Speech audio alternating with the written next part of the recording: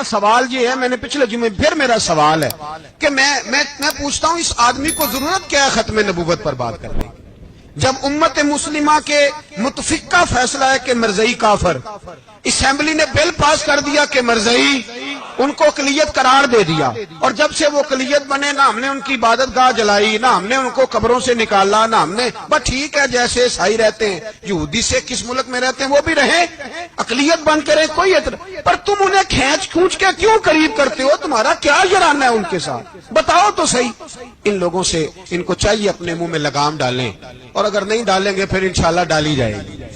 تو وزیر قانون صاحب کو کیا مصیبت بنی ہوئی ہے نیا فتویٰ دینے کی؟ کہ ہے کوئی شوق انہیں دینا چاہیے فتویٰ؟ کہتے نہیں مرزائیوں میں ہمارے درمیان تھوڑا ہی فرق ہے۔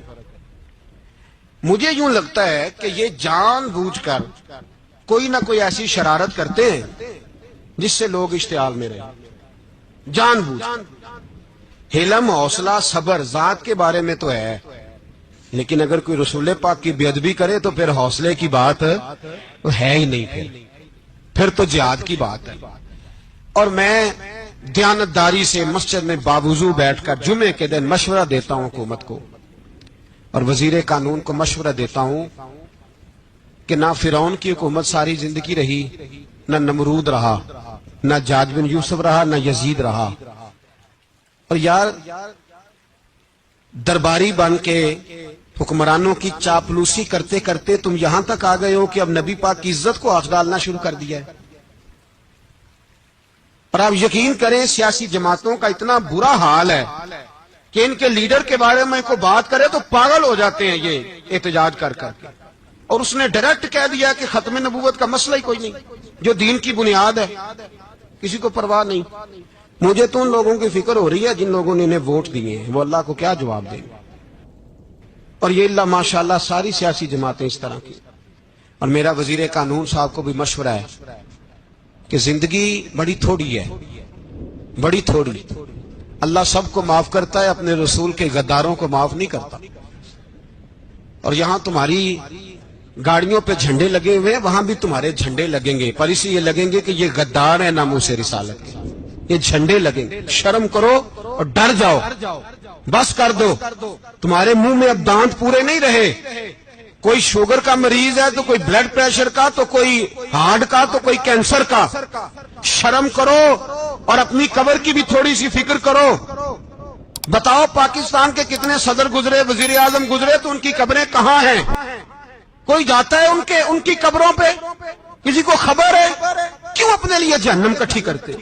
سارا کچھ دنیا داری رہ گئی ہے، سارا کچھ صرف یہی رہ گیا۔ حضرت ابو بکر سردار تھے، حضرت عمر سردار تھے قبیلے، حضرت عثمان سردار تھے، انہوں نے سرداریوں کو ٹھوکر مار کے رسول اللہ کے قدموں میں بیٹھنا پسند کی، سرداریاں چھوڑ کے غلام بن گئے۔ تم سرداریاں بچانے کے لیے رسول اللہ کی غداری کرتے ہو، شرم نہیں آتی؟ اور کام شکوہ ہے مجھے ان لوگوں سے جو مولوی تو کہہ دیتے ہیں تو سیاست نکار، اور کسی سیاستدان کو منع نہیں کرتے کہ جب تجھے سورت فاتحہ بھی نہیں آتی تو تجھے کس نے اجازت دیا اتنی بڑی بات؟ مرزائی کل بھی کافر تھے، آج بھی کافر، اور قیامت تک، اور جو ان کے کفر میں شک کرے وہ بھی، اور پکا بے ایمان ہے، کافر ہے۔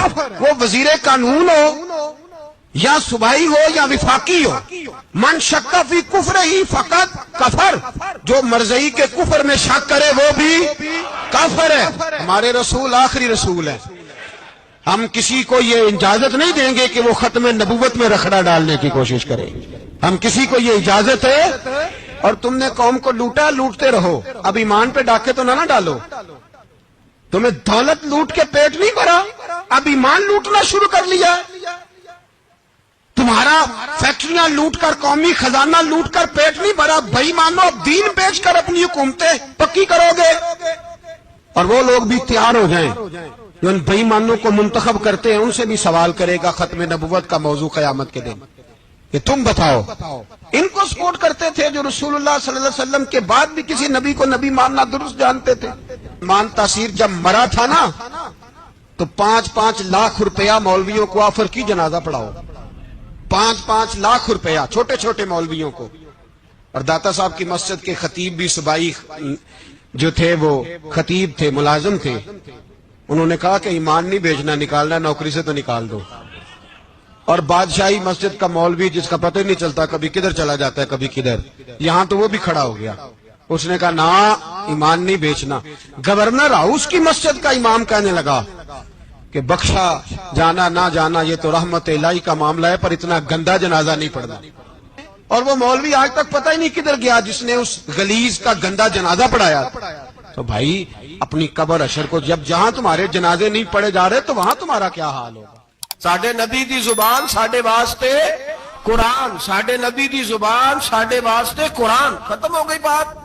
جو مرضی کو کہتا پھر عقیدہ مضبوط زبردست، ایک منٹ کے لیے بھی ہلنے کی ضرورت نہیں. سب نے اپنے اپنے دلائل دیے ختم نبوت پہ. ضرورت ہی نہیں تھی جب حضور کہہ گئے. جو بن سکتے تھے ان کو نبی پاک کہہ گئے، جو بن سکتے تھے، جن میں صلاحیتیں تھی. حضور نے فرمایا علی تو میرے لیے اسی طرح ہے جس طرح موسیٰ کے لیے ہارون تھے.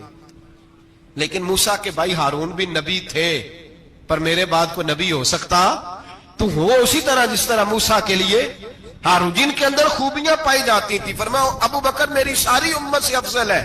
افضل ہے پر نبی نہیں ہے. میرے رسول پاک نے فرمایا عمر فاروق میں وہ ساری خوبیاں پائی جاتی ہیں جو ایک نبی میں. لو کان نبی بعد لکان عمر ابن خطاب. اگر کوئی میرے بعد نبی ہوتا تو خطاب کا بیٹا عمر ہوتا. جو ہو سکتے تھے جب وہ نہیں ہوئے تو کانا شانہ اٹھ کے آ گیا ہے ادھر قادیان کا رہنے والا، اور تو کہتا ہے نہیں مجھے مان لو. چلو پورا نہ مانو، ذلی مان لو، بروزی مان لو. حیا ہونی چاہیے. اور بڑے بڑے سیانے بندے کو آج تک پتہ ہی نہیں کہ یہ ذلیل کتنے، ان کے اندر خباثت کتنی پائی جاتی ہے. میرے رسول پاک امت کے لوگوں نے اپنے اپنے دلائل دیے، نبی پاک کی امت نے اپنے اپنے. حضرت میاں محمد بخش صاحب رحمت اللہ علیہ ختم نبوت پہ بات کرنے لگے تو انہوں نے انوکھی بات ہی کر دی. انوکھی بات. ایک شخص ان سے کہنے لگا چل کے دیکھو تو صحیح، ملے تو صحیح. آپ فرمانے لگے دفع کرو، جنہ اندر عشق ہے رچیا اونا نہیں پج جانا، پاویں سونے ملن ہزارہ آسانی یار بٹونا. ہم نے دائیں بائیں دیکھنا ضرورت ہی نہیں. ہمارے رسول نے کوئی کمی چھوڑی نہیں. باقی آ رہے ہیں یہاں خیرات لینے. حضرت موسیٰ کہہ رہے ہیں اللہ اپنے آخری نبی کی امت میں شامل کر لے. تو ہمیں کیا ضرورت ہے پتہ بھی کرنے کی اور سن لیں. یہ یاد رکھے بات. امام اعظم ابو حنیفہ رحمۃ اللہ علیہ فرماتے ہیں اگر کسی بندے نے دعویٰ کیا کہ میں نبی ہوں، دعویٰ کیا کہ میں نبی ہوں، اور سامنے والے نے اسے یہی کہہ دیا نا کہ اگر تو نبی ہے تو معجزہ دکھا، تو یہ کہنے والا بھی کافر ہو گیا. اس لیے کہ اس نے تو دلیل مانگ لیا، یہ تو تھوڑا سا متفق ہوا ہے. تماشا دیکھنے کے لیے بھی اگر کہا نا کہ اگر تو نبی ہے تو دلیل لا، کوئی معجزہ، تو یہ لفظ کہنے والا بھی بولیے دائرہ اسلام سے کیوں مانگی تو نے دلیل؟ کیا ضرورت پڑی تھی؟ کیوں تو نے ایسا کہا؟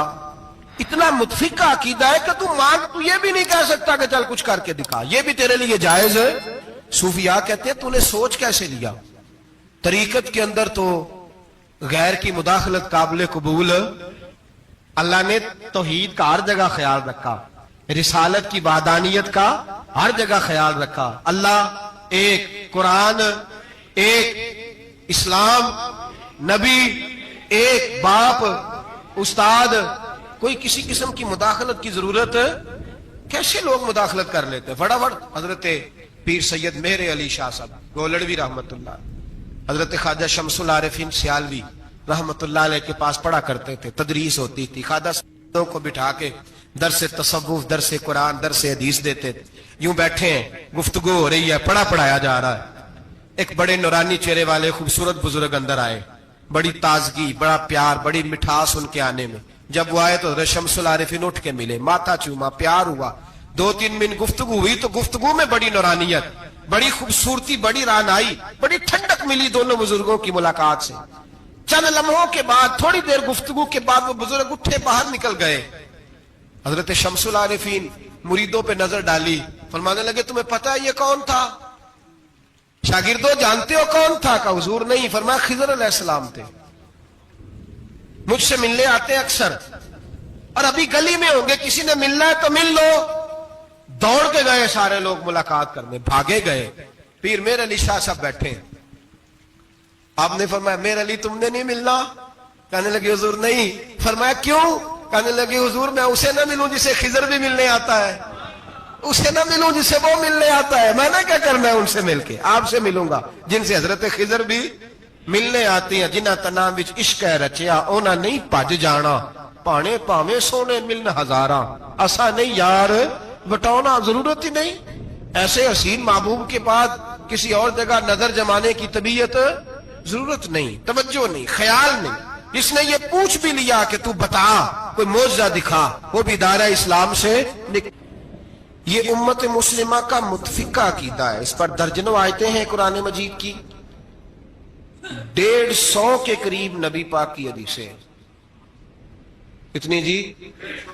کوئی عالم فاضل زیادہ پڑھا لکھا ہوگا, مقررہ حدیث کو دیکھے گا یا اور ریسرچ کرے گا تو شاید زیادہ وہ نکال لائے, لیکن 150 کے لگ بھگ محبوب کی حدیثیں ہیں جن میں حضور نے فرمایا میں آخری نبی ہوں, میں آخری نبی ہوں, میں آخری نبی ہوں. 150 کے قریب جگہ حضور نے فرمایا اللہ نے میرا نور نبوت پہلے سب سے پیدا فرمایا ہے, پر میں آخری رسول بن کے آیا ہوں, میں آخری نبی ہوں. میرے نبی پاک علیہ السلام نے فرمایا, جس طرح کو یہ بخاری مسلم کے لفظ ہیں, فرمایا کوئی آدمی مکان بناتا ہے بڑا پیارا, بڑا حسین, بڑا خوبصورت, ہر قسم کے نقش و نگار کرتا ہے, پر ایک اینٹ کی جگہ خالی چھوڑ دیتا ہے, ایک اینٹ کی جگہ. اب جو آدمی بھی آتا نا, گھومتا دیکھتا مکان, اسے بڑا اچھا لگتا اس کا مکان, پر وہ دیکھتا کہ یار یہ ایک اینٹ کی جگہ خالی ہے, اگر کبھی یہ بھی مکمل ہو جائے تو مکان. بات کی سمجھ آ رہی ہے؟ یہ خود حضور نے مثال دی. میرے حبیب پاک علیہ الصلوۃ والسلام فرماتے ہیں اللہ تبارک و تعالی نے جب نبوت کی حسین عمارت کو بنایا تو سارے نبی آ گئے, پر ایک اینٹ کی جگہ خالی تھی. فرمایا میں آیا ہوں تو دیوار مکمل ہو گئی, اب کسی اور کی گنجائش ضرورت ہی نہیں. مکمل اکمل کامل دین نبی پاک. یا رسول اللہ آپ کس کس کے رسول بن کے آئے؟ فرمایا یا ایھا الناس انی رسول اللہ الیکم جمیعا, اے تمام انسانوں میں تم سب کی طرف اللہ کا رسول بن کے آیا. قرآن مجید نے کہا میرے نبی پاک صلی اللہ علیہ وسلم صرف انسانوں کے رسول نہیں, وما ارسلناک الا رحمۃ للعالمین, جس کو اللہ نے بنایا ہے ان سب کے حضور رسول بن کے آئے, سب کے لیے رحمت بن کے آئے. دائرہ کار ہی بڑا وسیع ہے. اب کسی اور کی گنجائش ہے. ہاں کچھ لوگوں کو بیماری لگتی ہے, پاگل ہو جاتے ہیں, پاگل ہو جاتے ہیں. دعویٰ کرنا ہمارے زمانے میں ویسے ہی آسان ہے, اور پاکستان ہندوستان ویسے جمہوری ملک ہیں, اس میں ہر آدمی کو بولنے کی اجازت ہے.